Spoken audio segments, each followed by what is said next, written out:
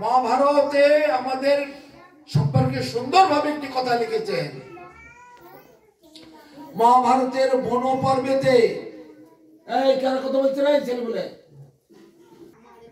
পাণ্ডবগণ বনের মধ্যে যখন ঘুরছেন, 12 বছর বনবাস হয়েছিল পাণ্ডবদের। অত্যন্ত জল পিপাসা হয়েছে দুপুরের সময়। যুধিষ্ঠির মহারাজ তখন বললেন ছোট ভাইকে, সহদেব, পাণ্ডবদের ছোট ভাইয়ের নাম কি? তার উপরের ভাইয়ের নাম কি? তার উপরে ভাই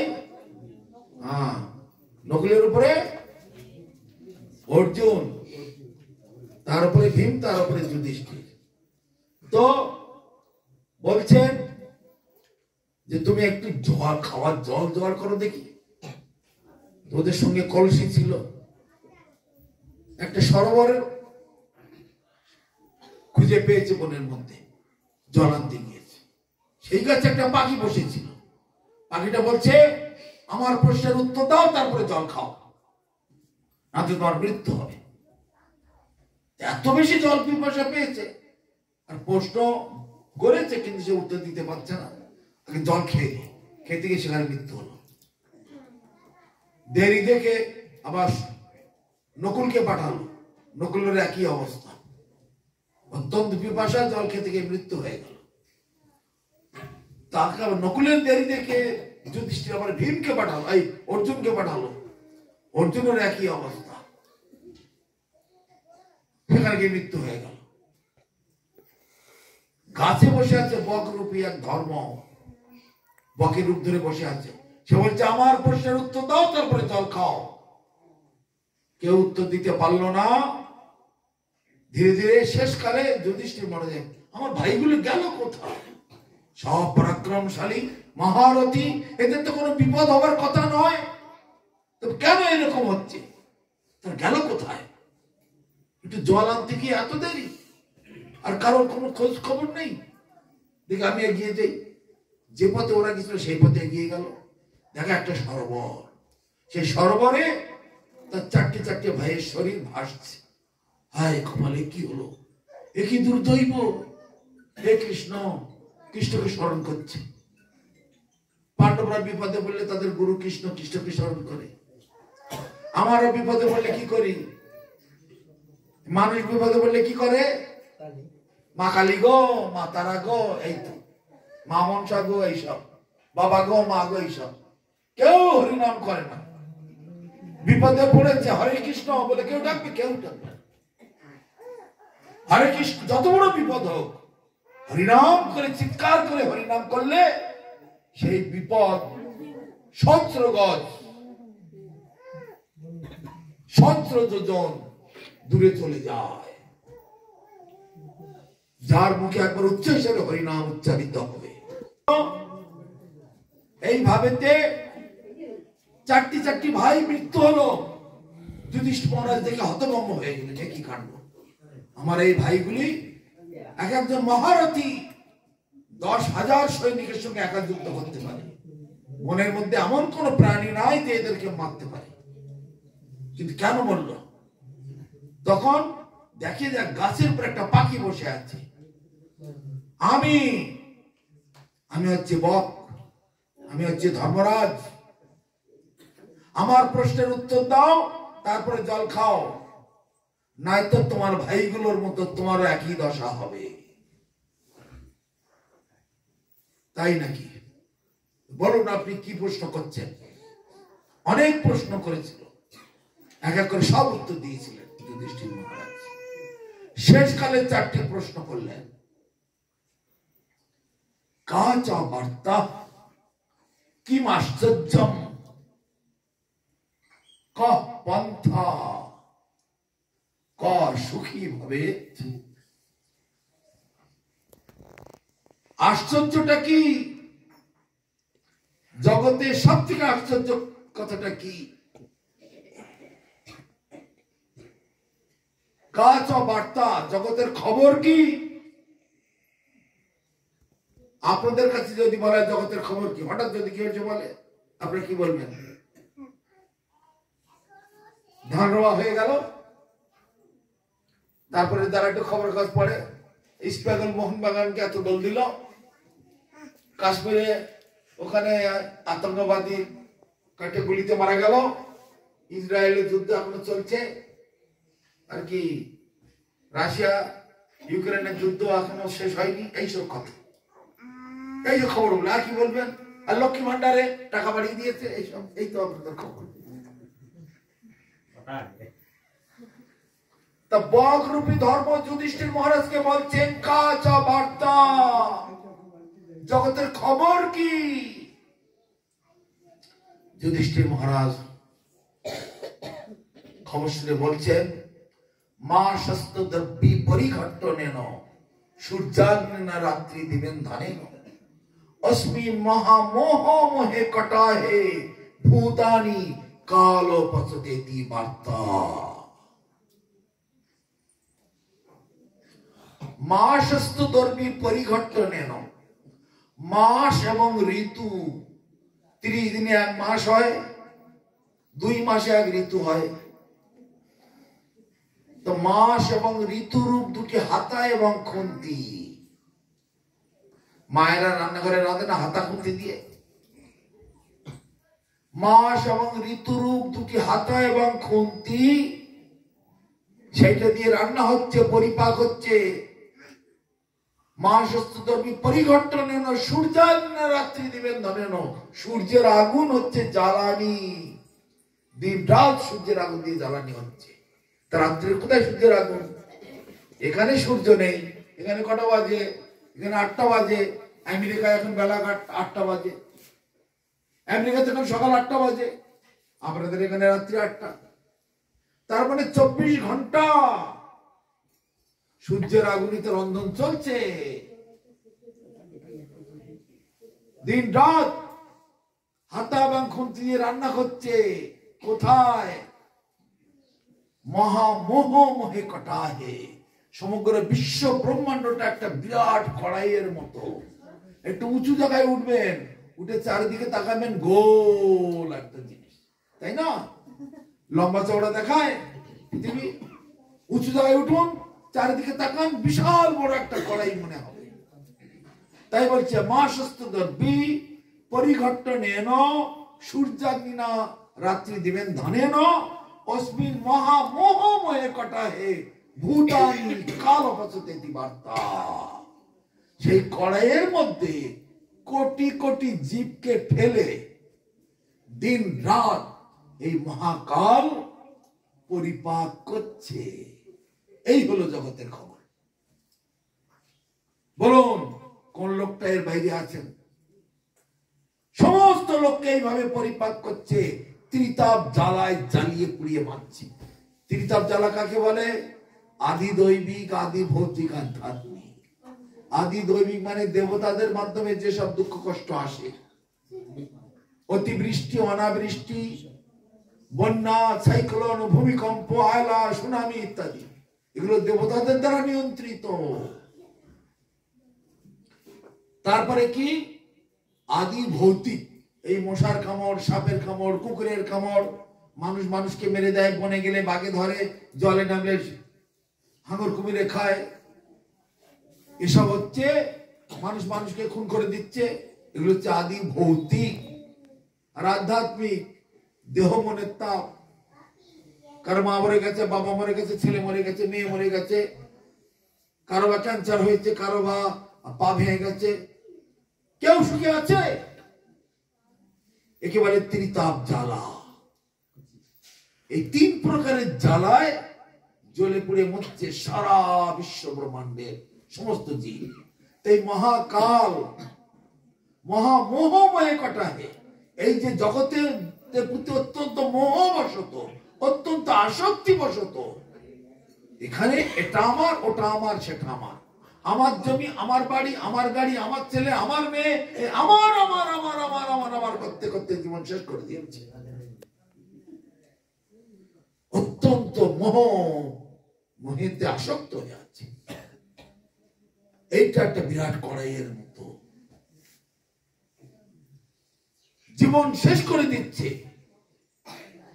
ওই ছেলেগুলো টাকা পয়সা, গাড়ি বাড়ি, ঘর বাড়ির জন্য, ওই একটু সুক্ষণেকে সুখের জন্য, কিন্তু জানে শেষকালে সব ফেলে দিয়ে চলে যেতে হবে, এখানে আমার থাকা হবে না। হিন্দিতে বলে এ দুনিয়া এ মেহফিল কিসি কাম কি নেই, কোন কাজে কারো কোনো মঙ্গলে লাগবে না। এই যে এখানে আপনারা বসে আছেন, ইতিপূর্বে 50 বছর পূর্বে, 100 বছর পূর্বে, 200 বছর, 500 বছর, 1000 বছর পূর্বে কত লোক এসেছে আর গেছে তার কোনো ঠিক নাই। আবার 50 বছর পরে, 100 বছর পরে কেউ এখানে থাকবে না, আবার নতুন জেনারেশন আসবে, তাদের পরে আবার নতুন জেনারেশন। বিদ্যাপতি বলেছেন সমুদ্রের ঢেউয়ের মতো, তুই জনমি পুন তুই সমাহত সাগর লহরী সমানা। সমুদ্রের ঢেউ যেমন, কত ঢেউ এলো, কত ঢেউ গেল, কত ঢেউ, ছোট ঢেউ, বড় ঢেউ, মাঝারি ঢেউ, অজস্র ঢেউ, কেউ এর কুল কিনারা করতে পারে না, কেউ হিসাবও করতে পারে না। তেমনি এখন আপনাদের আমাদের পালা, দুদিন পর সব ফুরিয়ে যাবে, আবার নতুন আসবে। কিন্তু এখনো কি আমরা জানবো না যে আমরা কোথা থেকে এলাম আর কোথায় চলে যাব? তার কিসের জীবন? সমস্ত জীবের মধ্যে মানুষ হচ্ছে শ্রেষ্ঠ জীব, সবার উপরে মানুষত্ব, তার উপরে নাই। মহাজনেরা বলেছেন এসব কথাগুলি। তা সবার উপরে মানুষত্ব, সত্যটা প্রমাণ করিয়ে দেখাতে হবে। তো বুক ফুলে বললে হবে না আমি সবার উপরে শ্রেষ্ঠ। সত্যকে জানতে হবে, সত্যকে বুঝতে হবে, সত্যকে ধরতে হবে, সত্যতে প্রতিষ্ঠিত হতে হবে, সত্যময় জীবন যাপন করতে হবে। সেই ব্যক্তি সবার উপরে শ্রেষ্ঠ, অন্যেরা কেউ নয়। আমি মদ খাচ্ছি, মাংস খাচ্ছি, গাঁজা খাচ্ছি, মাতলামো করছি, আমিও শ্রেষ্ঠ হয়ে গেলাম? চুরি করছি, ডাকাতি করছি, খুন করছি, শ্রেষ্ঠ হবে তো জেলখানায় ঢুকছো কেন? শ্রেষ্ঠ যদি হবে এত দুঃখ কষ্ট পাচ্ছ কেন? তীর্থব জ্বালায় কেন জ্বলে পুড়ে মরছ? অতএব সবার উপরে মানুষ সত্য, মানে যে ব্যক্তি সত্যকে অনুসন্ধান করে, যে ব্যক্তি সত্যকে খুঁজে আবিষ্কার করার চেষ্টা করে, সত্যতে প্রতিষ্ঠিত হওয়ার চেষ্টা করে, অপরকেও সহযোগিতা করে, সত্যময় জীবনযাপন করে। আমি কে, কোথা থেকে এলাম, কেন এলাম, কি আমার কর্তব্য, জগৎটা কি, ভগবানকে, চন্দ্র সূর্য গ্রহ তারা দুনিয়া কোথা থেকে এলো, আবার আমি মরে যাব, মরে কোথায় যাব, কি আমার শেষ পরিণাম, দেবী দেবতারা কারা, ভগবান বা কে, সব খোঁজ খবর করে। তাই গীতাতে ভগবান বলছে চতুর্বিধা, 4 প্রকারের লোকেরা ভজন্তে, মানে ভজন করেন, চতুর্বিধা ভজন্তে মাম, মানে আমাকে অনন্য ভাব, ঐকান্তিক ভাবেতে। 4 প্রকারের লোক আছে জগতে যারা আমার ভজনা করে। কারা? আরতি, অর্থাতি, জিজ্ঞাসু, জ্ঞানী চ ভরতর্ষভ। আরতি ঐকান্তিক আকাঙ্ক্ষার সঙ্গে, অত্যন্ত আগ্রহের সঙ্গে যারা ভগবানকে পেতে চায় তারা ভগবানের ভজনা করে। অর্থাৎ দায় পড়ে, ঠেলায় পড়ে, বিপদে পড়ে মানসিক করে না, পা ভেঙে গেছে মানসিক করলো, চাষ করেছে ফসল হবে কিনা তা ঠিক না মানসিক করে বসলো, ছেলেটার অসুখ হয়েছে মানসিক করলো, এই দেবো সেই দেবো ওই দেবো, তার মানে ভগবানকে ঘুষ টুস দেবো। এরাও এক ধরনের ভক্ত। এই বলে অর্থাৎ আরতি, অর্থাৎ জিজ্ঞাসু। এই যে বললাম এরপরে কি আছে, তারপরে কি আছে, এই মানুষটা কোথেকে এলো, এখানে আসার আগে আমি কোথায় ছিলাম, আমি হঠাৎ চলে গেলে কোথায় যাব। আরতি অর্থাৎ জিজ্ঞাসু, এই যে জিজ্ঞাসু। তারপরে জ্ঞানী, জ্ঞানীটাকে হাজার হাজার শাস্ত্র, হাজার হাজার জ্ঞান বিদ্যা সব তারা চর্চা করে, চর্চা করে দেখলো একমাত্র ব্রহ্ম মানে ভগবান। অনন্ত কোটি ব্রহ্মাণ্ডের কেন্দ্রবিন্দু হচ্ছে ভগবান শ্রীকৃষ্ণ। এটা তার জ্ঞানের দ্বারা, বিবেকের দ্বারা, বুদ্ধির দ্বারা, চেতনার দ্বারা তারা আবিষ্কার করতে পারে। তাহলে 4 প্রকারের লোকের আমার ভজনা করে থাকে, আর্তি, অর্থাৎ জিজ্ঞাসু আর জ্ঞানী। তারাই মঙ্গল লাভ করে, তারাই নিজের মঙ্গল, অপরের মঙ্গল, সকলের কল্যাণ এরাই করতে পারে। শুধু নিজে নয়, আজকে আশ্রম থেকে আমরা কেন আসবো এখানে? আশ্রমে খাবার নাই, অজস্র খাবার সেখানে। আমরা এই গ্রামে গঞ্জে কেন আসি? এই মানুষগুলি অবুঝ,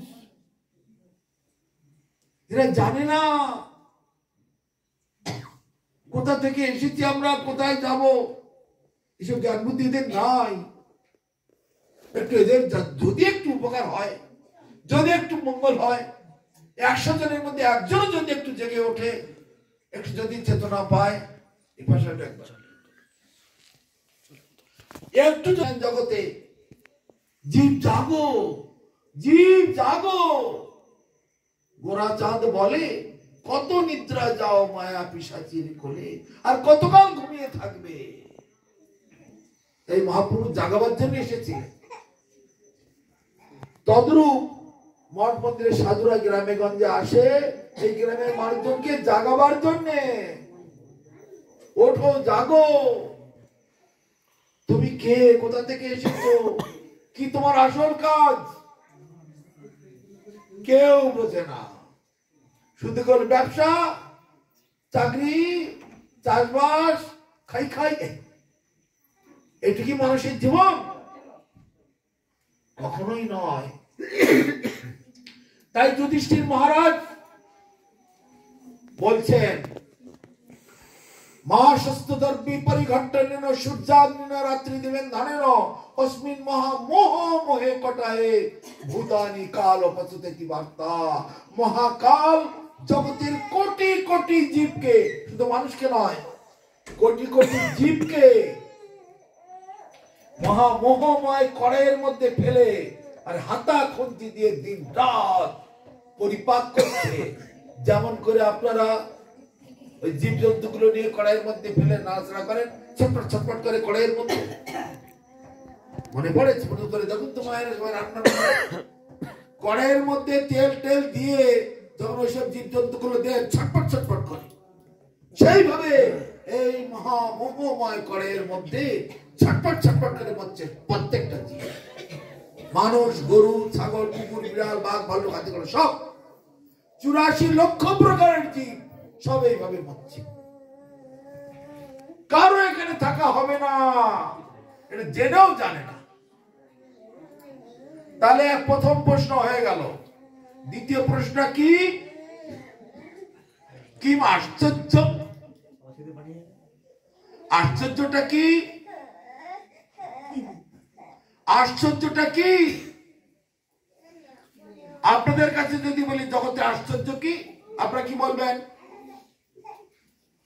ওই তাজমহলের দিকে আগে যাবেন। সব তো আশ্চর্যের মধ্যে একটি আশ্চর্য। আপনারা রাম মন্দিরও দেখতে পাবেন না, জগন্নাথের মন্দিরও দেখতে পাবেন না, আর তিরুপতির মন্দিরও দেখতে পাবেন না, মহাপুরুষ মন্দির, তাজমহলের দিকে চোখ আগে যাবে। তাহলে আপনাদেরই বা গতি কিরকম দেখুন, মন বুদ্ধি কিরকম। ওই আশ্চর্য। মোবাইল ফোন, এটা আশ্চর্য, তারটার কিছু নেই। আকাশে এরোপ্লেন উড়ে যাচ্ছে, এত লোকজন নিয়ে এত ভারী জিনিস কি করে যাচ্ছে আকাশে, এগুলো আশ্চর্য। কিন্তু যুধিষ্ঠির মহারাজ বলছে এগুলো কোনো আশ্চর্য নয়। অহন্যানি ভূতানি গচ্ছন্তি তম মন্দিরম শেষাস্ত্রত্বম ইচ্ছন্তি কিম আশ্চর্য মত পরম।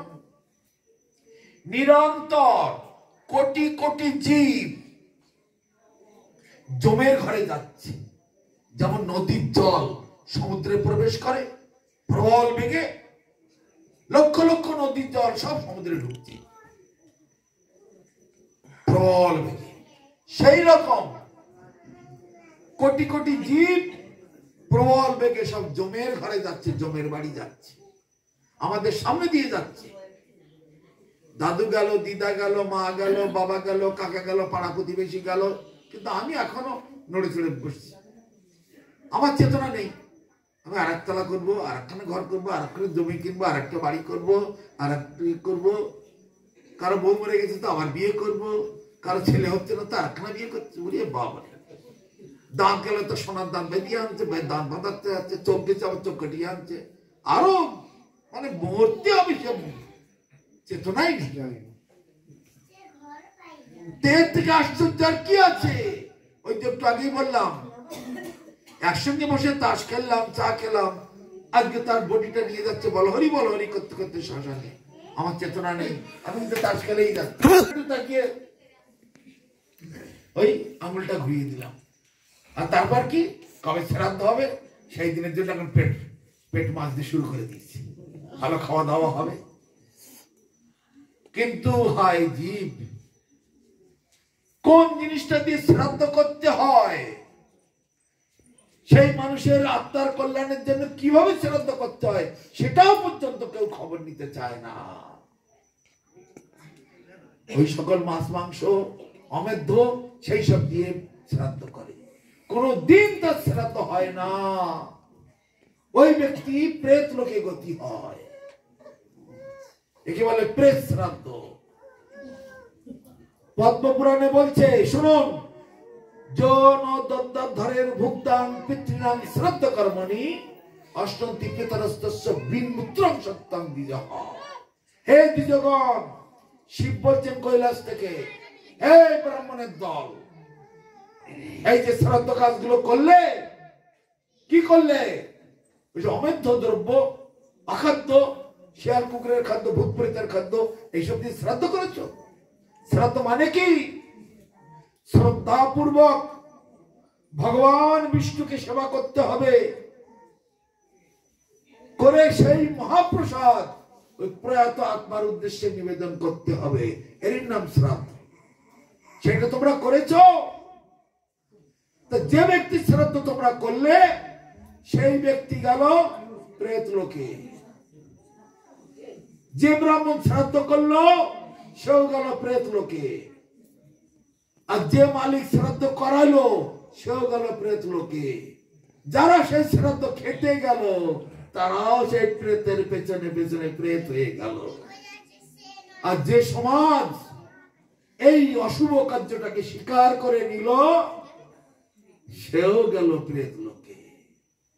বাহ, কি ভালো ঘটনা! সামান্য জিহ্বার লালসায় একটা দিন আর ধৈর্য নাই, জন্ম জন্মান্তর খাই খাই খাই খাই খাই খাই চলছে, একটা দিন কি ধৈর্য ধরা যায় না? কিন্তু এই সমাজ কিছুতেই সত্য জিনিসটা নেবে না। যত কথাই এখানে বলুন না, ও পাশে উপরে গিয়ে পাল্টে আবার যেমন তেমনি হয়ে যাবে, মানবে না। একেবারে কুকুরের লেজের মতো, কুকুরের বাঁকা লেজ, দেশি ঘি গরম করে ভালো করে মালিশ করে ছেড়ে দাও, আবার যেমন তেমনি হয়ে যাবে, তাই না? তাই তো নাকি গায়ে পড়ে যাচ্ছে কথা।